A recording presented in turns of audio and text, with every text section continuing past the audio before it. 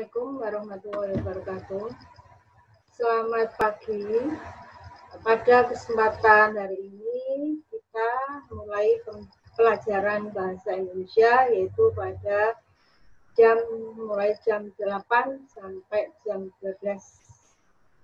Pada saat ini kita akan belajar materi tentang puisi. Tentu kalian sudah mengenal apa itu puisi.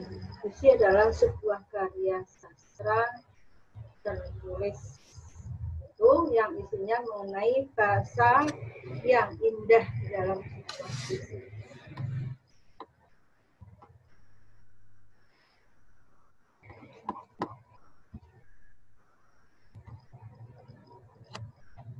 Di dalam kita membahas masalah puisi, tentunya kalau kita bicara masalah puisi amat sangat panjang dan luas. Pada pembelajaran kemarin, kalian sedikit sudah menyinggung masalah puisi, yaitu bagaimana cara kita membaca puisi, kita membuat sebuah puisi, dan sebagainya. Tentunya sebelum kita bicara lebih lanjut mengenai bagaimana nantinya kita bisa membaca puisi dengan baik atau kita membuat puisi dengan baik, maka lebih baik kita belajar untuk bisa menganalisis sebuah puisi. Analisis sebuah puisi tersebut, puisinya berasal dari seorang pengarang. Nah, di sini yang pertama kali kita belajar menganalisis unsur-unsur pembangun sebuah puisi. Apa sih unsur-unsur pembangun sebuah puisi tersebut? Yaitu kalau kita pelajari, pertama kali kita melihat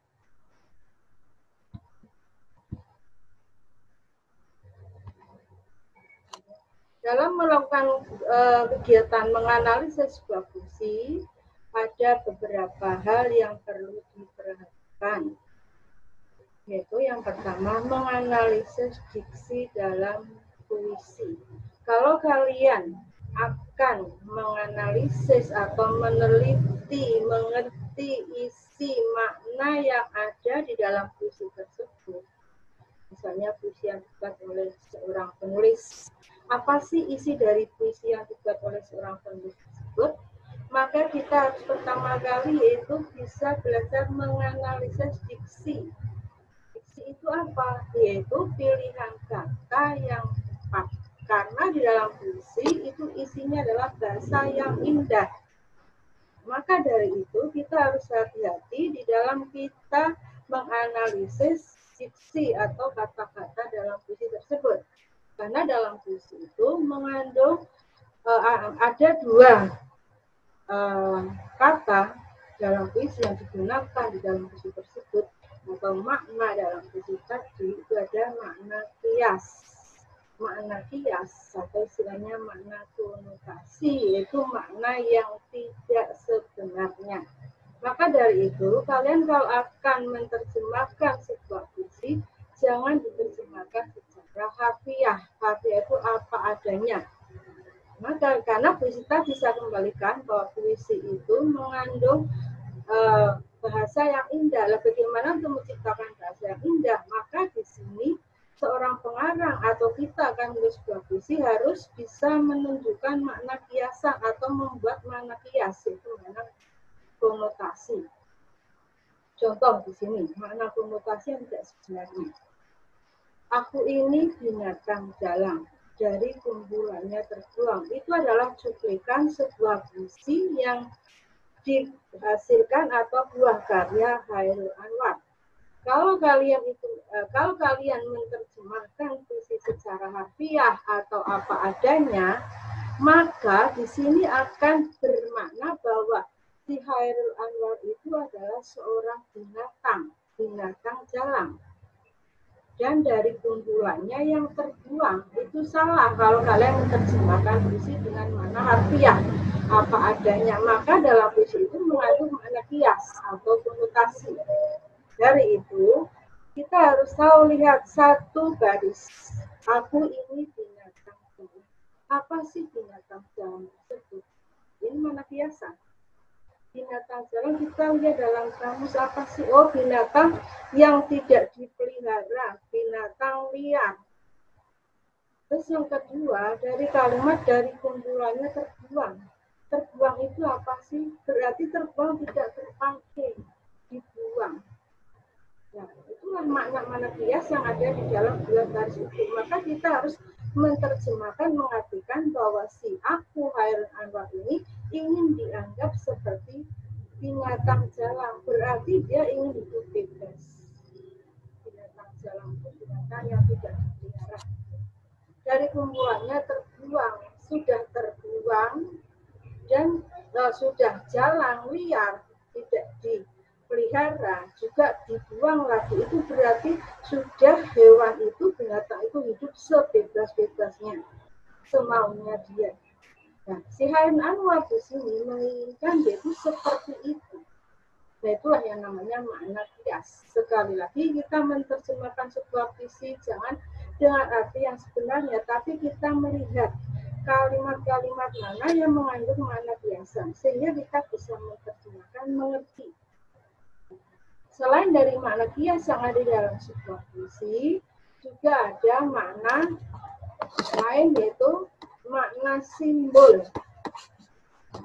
Makna simbol apa? Yaitu makna yang merupakan suatu lambang. Dalam sebuah visi yang baik, selain makna kiasan, juga ada makna simbol. Dan visi menggunakan kata-kata simbol. Simbol itu apa? Ya, melambangkan. Misalnya di sini kita lihat burung dara jantan yang nakal, yang sejak dulu kau piara, kini terbang dan telah menemui jodohnya. Ia telah meninggalkan kandang yang kau buatkan. Satu bait sebuah visi ini, kalau kita menerjemahkan apa adanya secara harfiah lagi, itu akan berbunyi atau akan punya arti bahwa burung dara itu yang nakal, burung dara yang nakal, terus yang dipelihara terus terbang. Itu kalau kita menerjemahkan secara harfiah, tapi tadi kita kembali, yaitu ada makna kias dan di sini ada makna simbol. Maka kita harus mengartikan dalam satu bait puisi dan setiap baris kita harus tahu maknanya. Di sini ada burung dara jantan yang nakal, yang sejak kau dulu piara. Ini di sini burung jantan nakal ini bisa kita artikan makna kiasan, bukan burung jantan betulan, burung dara betulan, burung dara. Terus di sini kau ini telah terbang dan telah meninggalkan kandangnya yang kau buatkan. Di sini kita melihat pada simbolnya yaitu kandang. Kandang di sini berarti rumah. Itu simbol dari kandang adalah rumah. Nah, di dalam sebuah visi banyak lambang-lambang atau simbol-simbol yang digunakan di dalamnya oleh si pengarang tadi. Karena pada sekali lagi untuk keindahan sebuah bahasa. Misalnya di sini ada kata-kata api. Api di sini merupakan suatu zat yang panas. Itu lambang suatu hal yang panas. Kalau misalnya ada kata-kata api di dalam dadamu, berarti itu menyatakan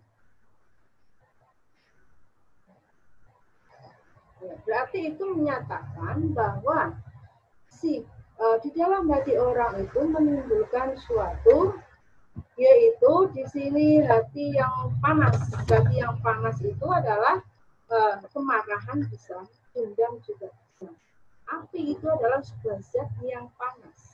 Dan zat yang panas itu kok ada di dalam hati. Kita tidak bisa menerjemahkan bahwa di dalam hati orang tersebut ada apinya.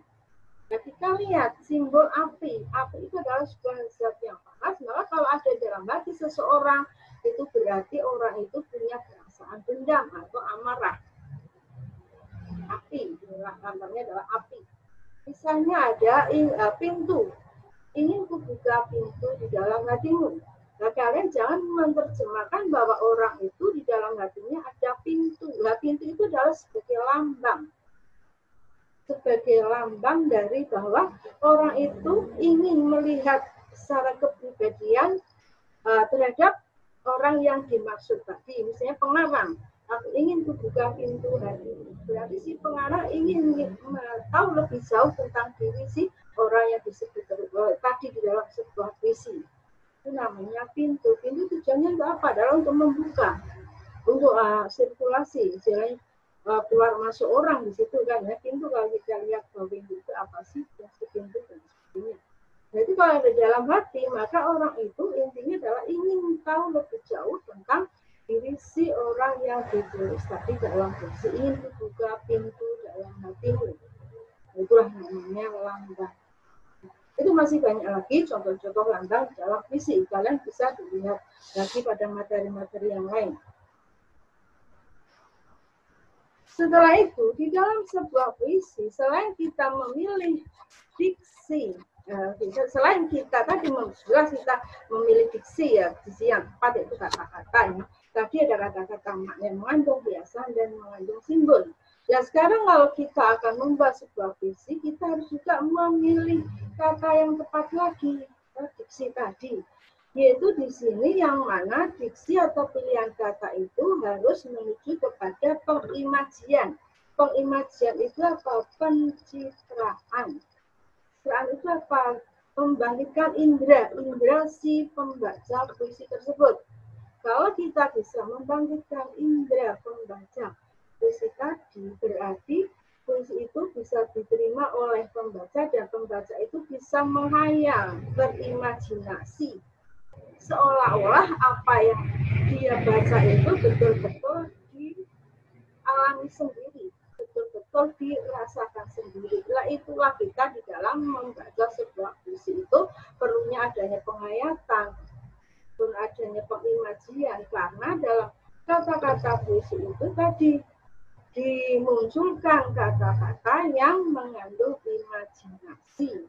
Nah, pengimajian di sini dikatakan adalah kata yang dapat mengungkapkan pengalaman sensoris seperti penglihatan, pendengaran, dan perasaan. Nah, apa saja sih kata-kata yang ada di dalam pengimajian tersebut yang sesuai dengan diksi atau pilihan kata yang tepat? Itu di sini dalam sebuah puisi ada 3 jenis. Yaitu yang pertama yaitu imaji visual. Apa sih itu imaji visual? Adalah imaji itu daya hayal, daya bayang yang seolah-olah objeknya yang dicitrakan dapat dilihat. Jadi kalau kita menulis kata-kata atau memilih kata-kata untuk puisi tersebut, kalau kalian ingin seolah-olah yang membaca puisi itu bisa mendengar visual, itu adalah melihat suatu apa yang kita lihat dan kita tulis di situ dan pembaca ikut seperti apa yang kita tulis dan apa yang kita lihat. Itu namanya imaji visual.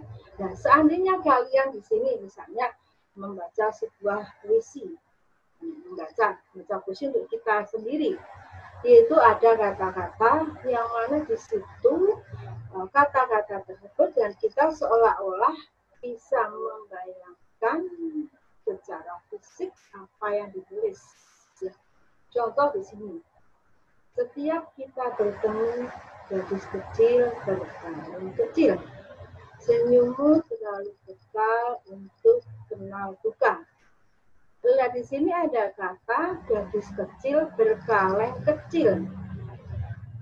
Kalau kita tulis gadis kecil berkaleng kecil tadi, seolah-olah kita melihat, apalagi ini ada kita bertemu. Berarti seolah-olah kita melihat bertemu dengan gadis kecil yang membawa kaleng kecil. Yang kedua, senyummu terlalu bekal untuk kenal duka. Nah, kita seolah-olah bisa melihat senyumnya gadis tersebut. Itulah yang namanya imaji visual. Jadi si pembaca ini dibawa ke sesuatu objek seolah-olah pembaca itu melihat apa yang kita lihat kalau kita membuat puisi. Terus selanjutnya yaitu pada imaji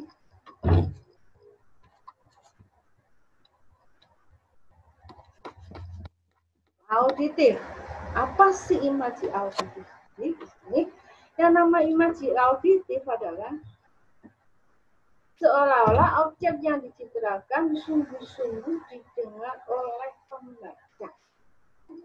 Bagaimana sih kita membuat sebuah kata-kata menjadi kalimat untuk sebuah puisi, dan di sini itu harus bisa membangkitkan indera pembacanya, yaitu seolah-olah di sini dia mendengar sendiri apa yang telah kita tulis tadi.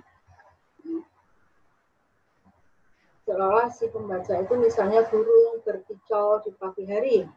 Pembaca seolah bisa mendengarkan kicauan burung di pagi hari. Dan sebagainya. Di sini saya beri contoh. Ia dengar kepak sayap kelelawar dan guyur sisa hujan, daun karena angin pada kemuning.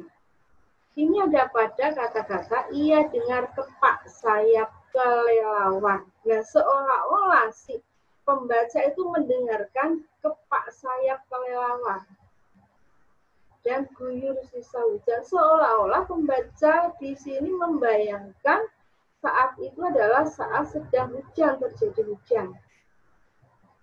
Nah, itulah namanya imaji auditif. Jadi pembaca dibawa ke suatu tempat, yaitu di mana seolah-olah pembaca mendengarkan sendiri apa yang kita tulis. Itu pada kata tadi, pak sayap kelelawar dan guyur sisa hujan. Yang kedua, selanjutnya contoh kedua, ia dengar resah kuda serta langkah pedati. Ada kata-kata dengar resah kuda. Seolah-olah pembaca di sini itu bisa mendengarkan seperti apa sih resah kuda. Mendengarkan ringian kuda ya, kalau kuda itu berjalan membawa pedati, namanya meringkiknya kuda itu mengatakan resahnya kuda serta langkah pedati. Padahal si pembaca tidak melihat, tidak mendengar apa-apa. Nah, inilah kita hanya membuat sebuah puisi, menulis kata-kata yang mana kata-kata itu bisa membangkitkan indera atau pencitraan atau pengimajian, penghayalan dari si pembaca. Pembaca seolah-olah bisa mendengarkan sendiri.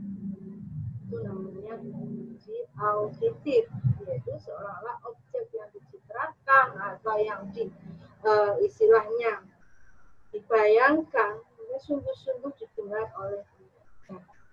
Selanjutnya yaitu ada yang ketiga, yaitu imaji taktil. Apa sih itu imaji taktil? Dalam menulis puisi, kita harus bisa menunjukkan atau harus kita menuliskan adanya imaji taktil. Yaitu imaji taktil adalah kata-kata yang mampu mempengaruhi perasaan pembaca. Jadi di sini maksudnya bahwa setelah orang itu membaca puisi tersebut, dia itu bisa membayangkan, imaji itu menghayal, membayangkan seolah-olah bagaimana sih pembaca itu ikut merasakan perasaan yang telah ditulis oleh si pengarang. Ini hubungannya taktil itu yaitu dengan perasaan. Begini. Contoh, kita marah pada diri sendiri. Kata-kata marah seharusnya ya seolah-olah di sini ya kita itu merasakan marah. Bagaimana sih orang marah itu perasaan? Yang perasaan marah itu jengkel, emosi ya. Kita sebel terhadap masa depan, lalu akhirnya menikmati masa bodoh dan santai. Kita dibawa sebuah perasaan marah pada diri sendiri, sebal untuk melakukan apa yang terjadi pada masa depan, dan akhirnya kita merasa bodoh dan sakit. Nah, jadi itu merupakan perasaan-perasaan yang ditulis oleh pengarang.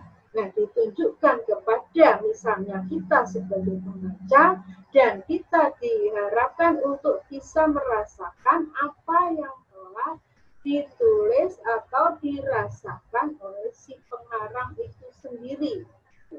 Akhirnya kita terbawa suatu emosi, kita terbawa suatu hal yang tidak menyenangkan, atau kita terbawa suatu yang menyenangkan atau yang menyedihkan. Akhirnya kita bisa meresapi, kita bisa menikmati di dalam kita membaca sebuah puisi, atau kita akan mencoba berkarya membuat sebuah puisi, dan sebagainya. Nah, itulah beberapa hal yang harus kita perhatikan di dalam melakukan kegiatan menganalisis membangun puisi. Jadi di situ kalian hari ini adalah belajar untuk bisa menganalisis bagaimana kita membuat sebuah puisi atau kita menerjemahkan sebuah puisi.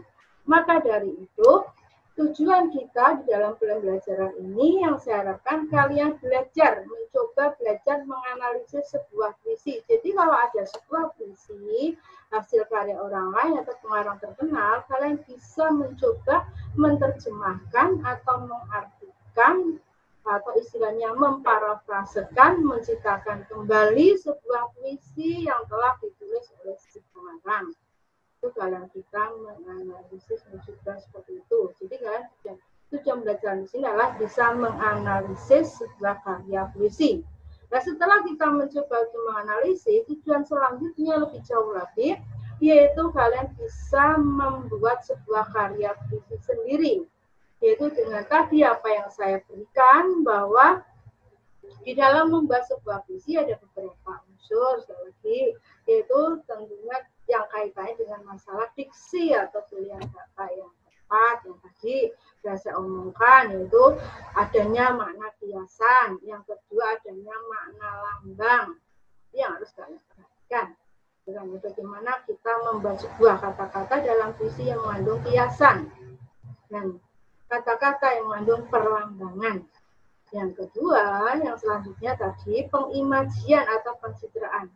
Kalau kita membuat sebuah puisi, cobalah kita membuat kata-kata yang mana kata-kata tersebut bisa membangkitkan indera si pembaca.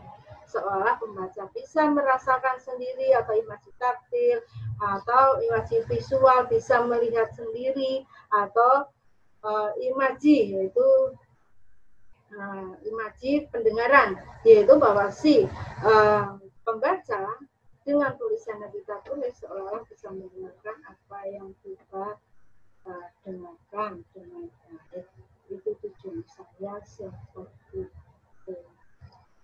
Dan selanjutnya nanti kalian bisa dilihat di rumah kalian masing-masing di buku paket dari halaman 260 sampai 264. Di situ ada puisi, kalian pilih salah satunya, dan nanti kalian di situ bisa mencoba belajar menganalisis apa yang ada dalam puisi tersebut. Setelah itu nanti kalian bisa tunjukkan kepada saya hasilnya apa yang kalian analisis di dalam sebuah puisi. Saya kira untuk pembelajaran hari ini saya cukupkan sekian. Nanti untuk pertemuan yang akan datang kita akan membahas unsur-unsur apa saja yang ada di dalam membangun puisi tadi. Tidak hanya pilihan kata, yaitu misalnya tadi ada kata-kata mana kiasan dan lambang, pengimajian, masih ada yang lainnya misalnya tema dan sebagainya. Nah, saat ini hanya 2 aja dulu dan saya cukupkan, semoga ini bisa diterima kalian dengan baik.